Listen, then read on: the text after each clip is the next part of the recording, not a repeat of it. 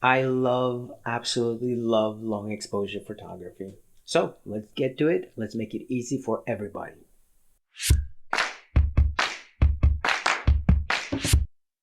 Hey y'all, welcome to Photos with Yanni. Today we're going to talk about demystifying long exposure photography. Long exposure photography is keeping the shutter open, keeping the camera still for a specific amount of time, and then capturing the results. With that tool in your arsenal, you can create some mesmerizing captures. I will show you some examples and talk about how I got them, and hopefully by the end of this video, you will be able to understand long exposure photography, and you will be able to use it yourselves.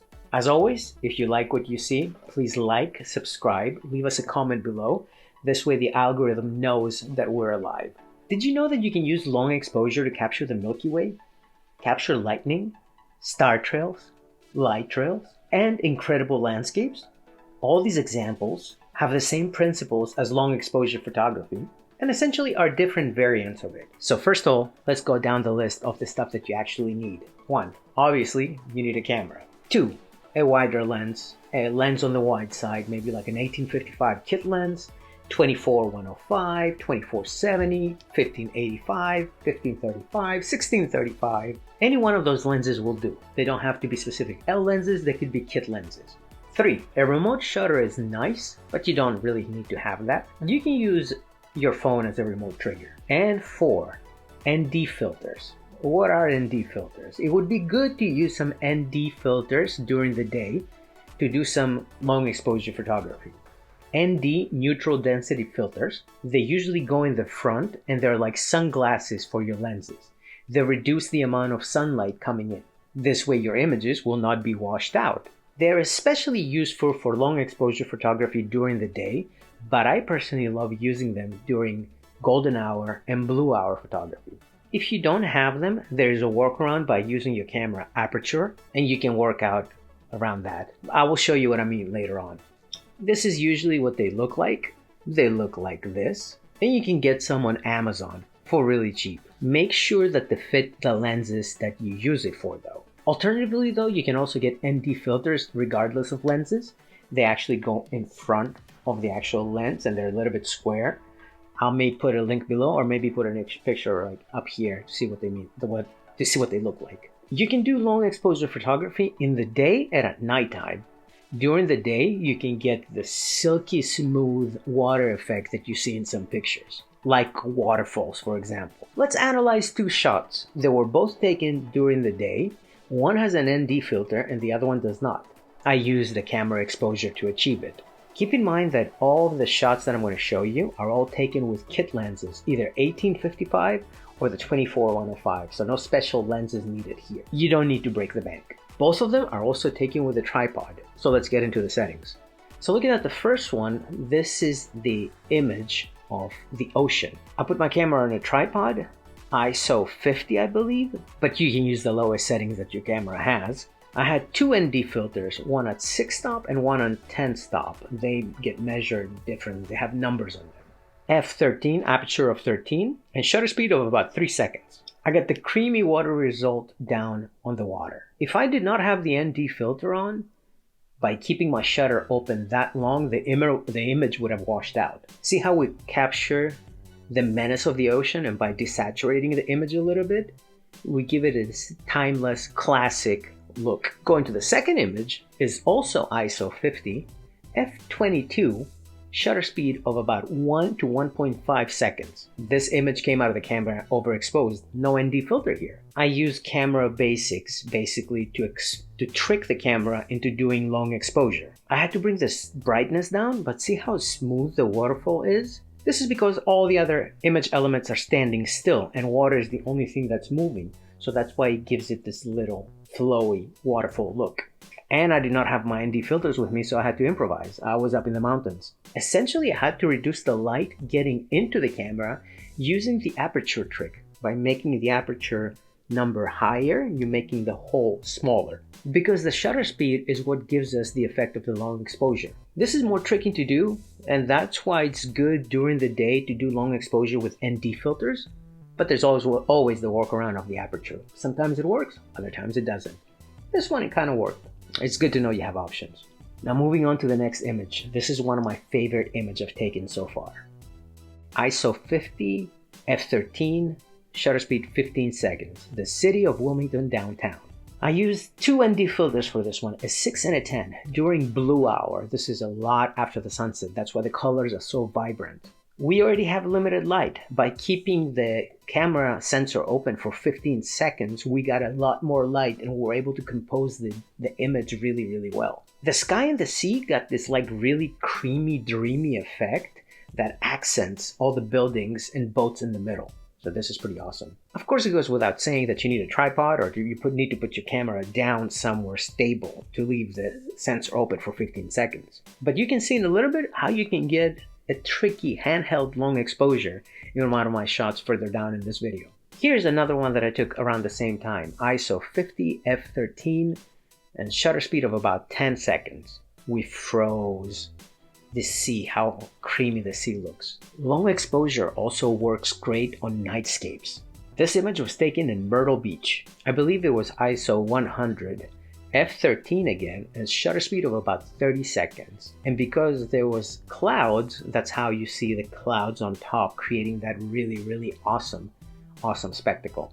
Then the Ferris wheel down at this picture kept moving, so that's why you have that blurry yet colorful image of it. Long exposure works great at night because you don't have to worry about overexposing your image. Just find a body of water, sky, some clouds, and play around with that. Now, let's get to the fun part. The same long exposure technique is used for lightning. Only instead of keeping my shutter open a specific time, I want to keep it open for at least 20 to 30 seconds before I capture the lightning. So I have adequate light, and when I do catch the lightning, I can shut the shutter. The lightning is bright enough and it imprints on the image. So you get this very dramatic, super bright lightning, and your backdrop is already set up, like in this case, the neighborhood, and you have this really accented lightning shot. Essentially, it's long exposure, but sometimes it can go to 45 seconds, it can go out to a minute and a half, depending, because lightning is erratic, depending on when you're going to hit it. The workaround with that is just set consecutive shots of 30 seconds. You're bound to catch some lightning doing that. Just leave the camera there, ISO 100, f8, 30 second, just let it take the shots on one specific, looking at a specific direction. You're bound to catch some lightning. You're bound to catch something, which is exactly how I was able to catch these fireworks. I mean, I didn't want to stay there with my finger on the trigger and wait all the time, count 10 seconds, count 15 seconds. So initially, I think I did it for 20 seconds and then I dropped it down to 15. ISO 100 initially, but then I dropped it to ISO 50, f13 or f8. I think I kept it at f8 to be honest with you. And shutter speed 20, and I just kept it open. I ended up taking these firework pictures. Not bad. I had to clean them in post a little bit, but the technique worked. I count a lot on the dynamic range of my camera. Having the R6 is really a blessing.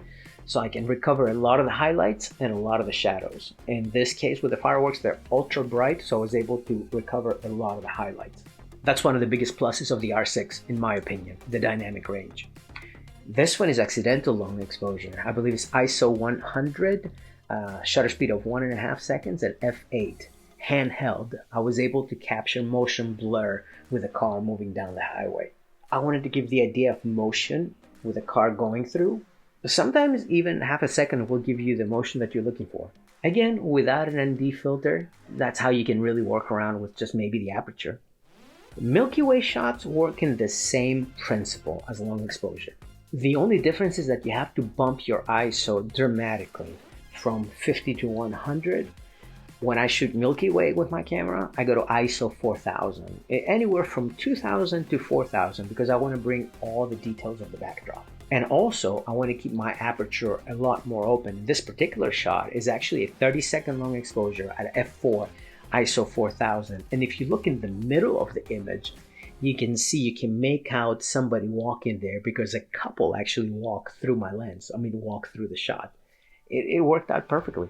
To prove my point that it's the same process, here it is again, another Milky Way shot with lightning at the bottom, the Milky Way on top, and Jupiter and Saturn there as well. When I caught that shot, I thought I won the lottery.